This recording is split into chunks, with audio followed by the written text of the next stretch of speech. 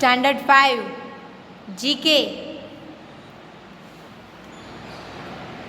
Chapter number 21 give it your best shot मतलब क्या है? चलिए, the answer to each of this questions is one of the 26 letters of the English alphabet. यहाँ पे जितने भी क्वेश्चंस दिए गए हैं उन सारे क्वेश्चंस के आंसर 26 जो लेटर्स है इंग्लिश अल्फ़ाबेट के उनमें से ही एक उनका आंसर है। Right the answer in the boxes provided. आपको आपका आंसर यहाँ पे बॉक्स में लिखना है। आया समझ में? कोई भी एक लेटर वो इसका पूरा आंसर होगा। चलिए किस तरह से, तो which letter of the alphabet keeps us waiting. ऐसा कौन सा अल्फ़ाबेट है जो हमें वेट करने के लिए बोलता है, जिसमें हम राह देखते हैं? कौन सा है वो? क्यू। वैसे क्यू मतलब लाइन। हम लाइन में खड़े होते हैं तो वेट करना पड़ता है ना, तो वो क्यू। तो क्यू ऐसा लेटर है जो हमें वेट कराता है। क्यू मतलब लाइन, कतार में खड़े रहना। Which letter of the alphabet represent all of us. कौन सा अल्फ़ाबेट है जो हम सबको रिप्रेजेंट करता है? हम सबको साथ में बोलना है तो हम क्या बोलेंगे? हम सब बाहर जा रहे हैं तो वी आर गोइंग, ऐसा आता है ना, वी। तो वो वाला वी है ये WE वाला वी, लेकिन बोलते क्या है हम? वी। तो अल्फ़ाबेट का कौन सा लेटर आएगा? वी। इस तरह से वी आप लिखिए। फर्स्ट में लिखिए क्यू, सेकंड में लिखिए वी। आया समझ में? Next, which letter of the alphabet is a drink. कौन सा अल्फ़ाबेट है जो एक ड्रिंक है जिसे हम पी सकते हैं? कौन सा है वो अल्फ़ाबेट? टी। चाय पीते हैं ना हम, TEA। वैसे तो स्पेलिंग उसका TEA होता है, लेकिन बोलते क्या है हम उसे? टी। तो थर्ड में आएगा T. Next, which letter of the alphabet is a body of salty water. ऐसा कौन सा अल्फ़ाबेट है जो सॉल्टी वाटर मतलब नमक वाले पानी का बॉडी है, शरीर है? सी। SEAC मतलब दरिया, सागर। उसे क्या लिखेंगे हम? सी। ABC वाला सी लिखेंगे। आया समझ में सबको? ओनली वन अल्फ़ाबेट लेटर में आंसर लिखना है। Okay. Next, which letter of the alphabet is a vegetable.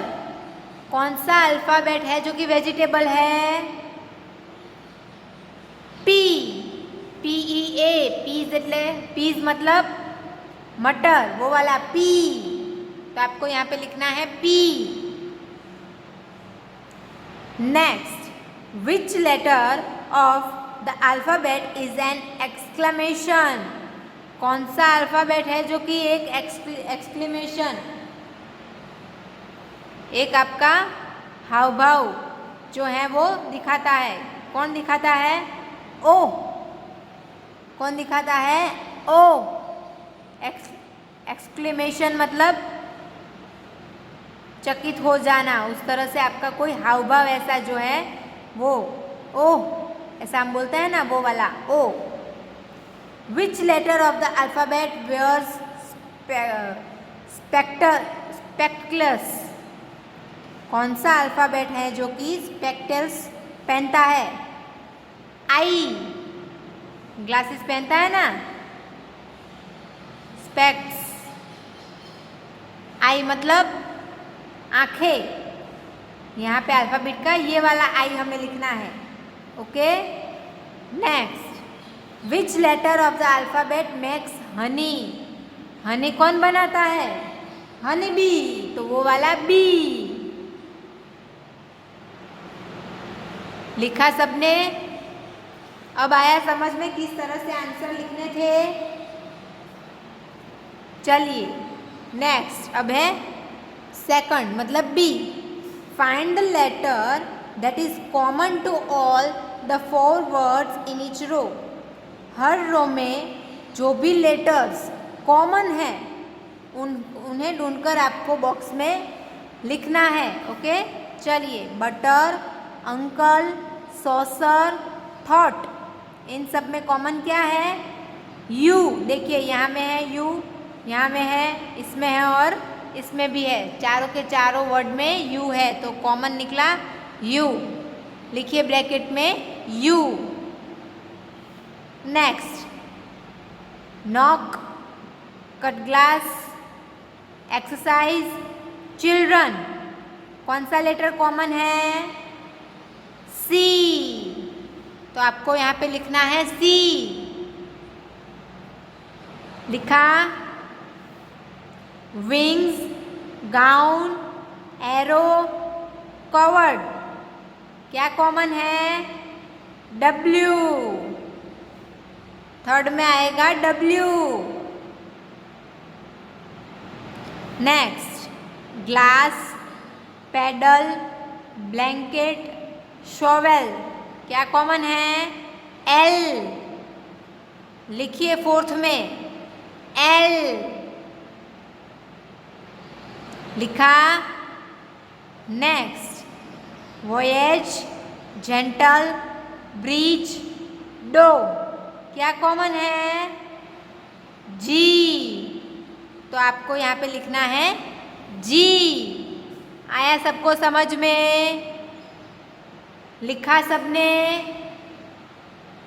चलिए next C. Find the letter that appears twice in each of the 3 words. यहाँ पे 3 वर्ड दिए हैं, जो भी लेटर 2 बार आए हैं, ट्वाइस मतलब 2 बार ही आए हैं, वो ढूंढकर आपको बॉक्स में लिखने हैं। Aeroplane, screen, Wednesday. देखिए सब में ई 2 बारी है, ई डबल ई है ना। तो यहाँ फर्स्ट में आएगा ई। जो भी लेटर्स 2 बारी आए हैं वो आपको ढूंढकर लिखने हैं। फर्स्ट में आया ई। Second ऑक्टेगॉन, साइनोनिमस, corporate. सब में ओ 2 बारी आए हैं, ट्वाइस लेटर इज ओ। तो सेकंड में लिखिए ओ। लिखा। Next prosper, secretary, interrupt. कौन सा लेटर 2 बारी है? आर। तो आपको थर्ड में लिखना है आर। लिखा। Next stretch, habitat, entertain. क्या कॉमन निकला सब में? Twice T. फोर्थ में आपको लिखना है टी। Next convenient, grandson, 9। सब में एन डबल कॉमन है तो आपको बॉक्स में लिखना है एन। आया समझ में? तो ये ऐसे क्वेश्चंस थे जिनमें आपको अल्फ़ाबेट्स के कोई भी एक लेटर से ही आपको आंसर लिखने थे, जो कि हमने लिख लिए। आया आप सबको समझ में? इसीलिए बोला था give it your best shot. देखना चाहते थे कि आपको कितना पता है। Okay, next chapter number 22 opposite proverbs. Proverbs मतलब कहावतें और अपोजिट्स मतलब एक कहावत दी गई है, हमें उसकी उल्टी, उसकी विरोधी, उसकी अपोजिट कहावत हमें लिखनी है। सिंपल क्या अपोजिट क्या होता है? डार्क तो लाइट, वाइट तो ब्लैक, स्ट्रॉन्ग तो वीक। ये ऑपोजिट हो गए सारे। उसी तरह से जो वो वर्ड्स में ऑपोजिट थे, ये प्रोवर्ब्स में वो ऑपोजिट है। ओके, आया समझ में? चलिए, a proverb expresses a general truth of everyday experience. Proverbs क्या है?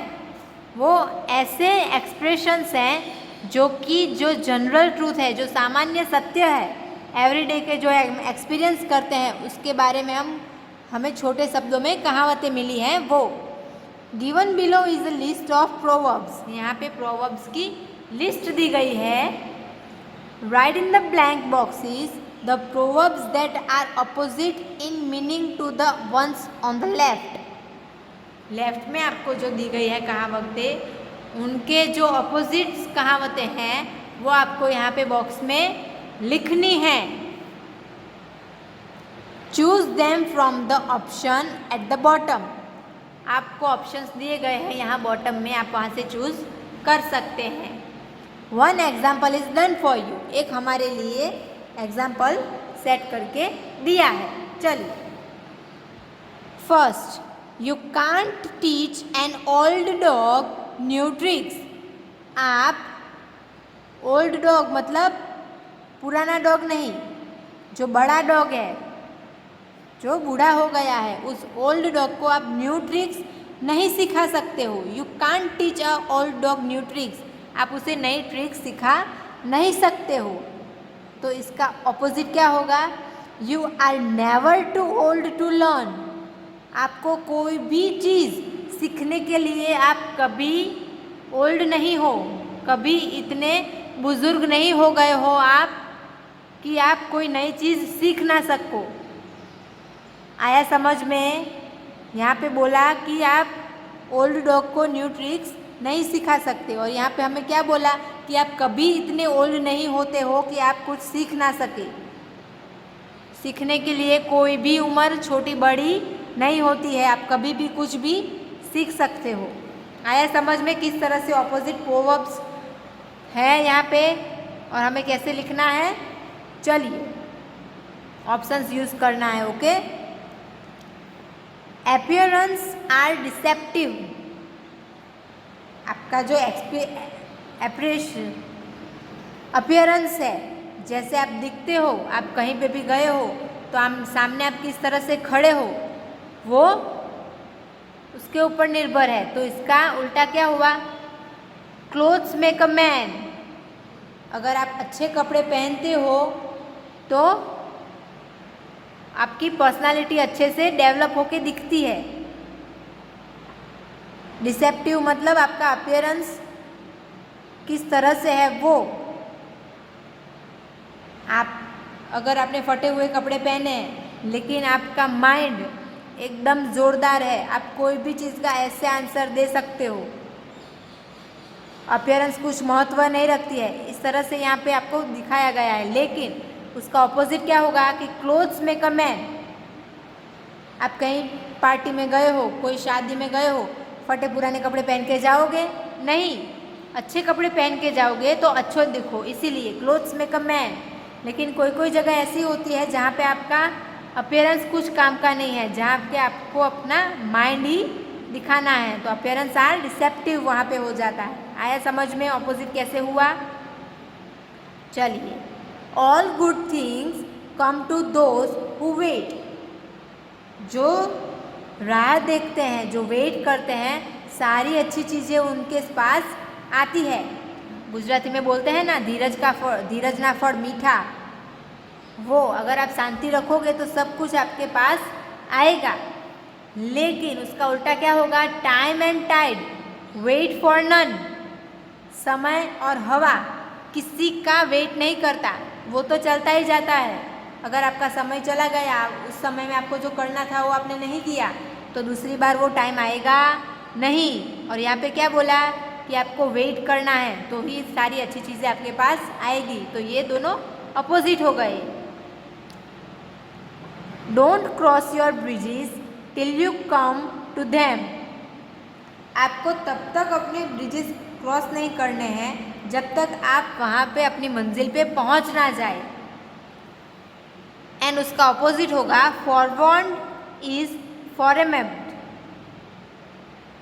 मतलब सचेत रहना चाहिए। फॉरवर्ड मतलब सचेत और फॉरवर्ड मतलब सबल। मतलब सचेत रहना चाहिए मतलब आपको मौके में रहना चाहिए। अगर आपको मौका मिला तो आपको झट से वो मौका पकड़ लेना है और अपना काम कर देना है। वहाँ पे आपको वेट नहीं करना है। Don't cross your bridges till you come to them. जब तक आप वहाँ पे पहुँच नहीं जाते आपको वो क्रॉस नहीं करना है। यहाँ पे आप पहुँचोगे तो ही क्रॉस करोगे ना, तो क्रॉस करने के लिए यहाँ पहुँचना पड़ेगा। लेकिन यहाँ पे क्या बोलते हैं, आपको हमेशा सचेत रहना चाहिए, सबल रहना चाहिए कि आपको मौका मिला और आपको पकड़ लेना है। अगर आपको यहाँ से आगे जाना है लेकिन यहाँ से आगे रास्ता नहीं है, लेकिन ऐसा कुछ मिल गया कि सीधा आप यहाँ पे जंप मार के आगे जा सकते हो, तो वो मौका आपको पकड़ लेना है।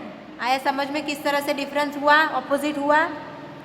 चलिए, good things come in small packages. छोटी छोटी चीज़ों में खुशियाँ मिलती है, गुड थिंग्स होती है छोटे छोटे पैकेज में। एंड उसका ऑपोजिट क्या होगा, द बिगर द बेटर। जितना बड़ा उतना अच्छा, ये ऑपोजिट हुआ। The pen is mightier than the sword. तलवार से ज़्यादा पेन खतरनाक होती है, कलम। पहले के ज़माने में जब हमें आज़ादी नहीं मिली थी तब सब अपनी कलम चलाते थे ना, लिख लिख के अंग्रेज़ों के परेशान करते थे, तो तलवार से ज़्यादा पेन माइटर थी। अब उसका ऑपोजिट होगा, action speaks louder than word. और कुछ लोग ऐसे थे जो एक्शन करते थे, सीधा बम बना के अंग्रेज़ों के ऊपर फेंक दो, बोलने से ज़्यादा वो काम करेगा, जो 4-5 मर गए वो। Action speaks louder than word, तो ये दोनों भी ऑपोजिट हुए। He who hesitates is lost. अगर आप अच्छे से काम नहीं करेंगे, आप क्या बोलते हैं उसे, कमज़ोर पड़ जाएंगे, तो आप हार जाएंगे। तो उसका ऑपोजिट होगा, लुक बिफोर यू लिप। आपको जो भी करना है उसके पहले आप एक बार देख लो और फिर कर डालो, ये होगा आपका ऑपोजिट।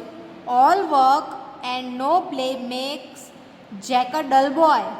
कुछ भी काम नहीं, ओनली काम करना, कोई खेलना कूदना नहीं, वो जैक को क्या बनाता है, डल बॉय। उसमें कोई रुचि नहीं रहेगी, सिर्फ काम काम काम, पढ़ते रहना, पढ़ना ख़त्म हो जाए तो लिखते रहना, लिखना ख़त्म हो जाए तो दूसरी नई चीज़ पढ़ना। सिर्फ पढ़ना मतलब कुछ भी काम, सिर्फ काम करने से अच्छा नहीं बना जाता। No play makes Jack a dull boy. वो जैक को क्या बनाता है, डल बॉय बनाता है। Practice is makes perfect. आप कोई भी चीज़ की प्रैक्टिस करते रहो तो वो आपको उस चीज़ में परफेक्ट बना देती है। Okay, money is power. अभी के टाइम में तो यही है, मनी इज़ पावर। पैसा फेंको तमाशा देखो, है ना। अगर आपके पास पैसा नहीं तो कोई आपको बुलाएगा भी नहीं। उसका ऑपोजिट होगा, मनी इज़न्ट एवरीथिंग। मनी ही सब कुछ नहीं है, पैसा ही सब कुछ नहीं है। आपको अगर कुछ हो जाए तो आपको ले जाने के लिए इंसान चाहिए। पैसा होगा तो पैसा क्या आपको लेके जाएगा हॉस्पिटल में? नहीं, उसके लिए आपके पास कोई चाहिए जो आपको हॉस्पिटल ले जाए। तो मनी इज़न्ट एवरीथिंग, ये हो गया ऑपोजिट। ईस्ट और वेस्ट, होम्स द बेस्ट। कहीं पे भी जाओ, ईस्ट में जाओ, वेस्ट में जाओ, लेकिन सबसे बेस्ट क्या है, घर। Travel broadens the mind. जितना ट्रैवल करोगे उतना आपका माइंड डेवलप होगा, नई नई चीज़ें जानने मिलेगी, देखने मिलेगी। तो यहाँ पे लिखा है आप कितना भी घूमो, सबसे बेस्ट प्लेस होगा आपका घर। और उसका ऑपोजिट होगा कि आप जितना ट्रैवल करोगे उतना आपका माइंड ब्रॉड होगा, बड़ा होगा, आपको जानकारी ज़्यादा होगी। आया समझ में? ये थे give it your best shot. मतलब एक वर्ड में, एक लेटर में, अल्फ़ाबेट के एक लेटर में आपको आंसर लिखने थे। और ये थे ऑपोजिट प्रोवर्ब्स, कहावतें जो ऑपोजिट समय लिखनी थी। अब आपका होमवर्क चैप्टर 21 एंड चैप्टर 22 दोनों आपको आपकी जीके की नोटबुक में लिखने हैं। ओके, आपका homework right chapter 21 and chapter 22 in your GK notebook. आपको ये सब आपकी जीके की नोटबुक में लिखना है। Okay, thank you.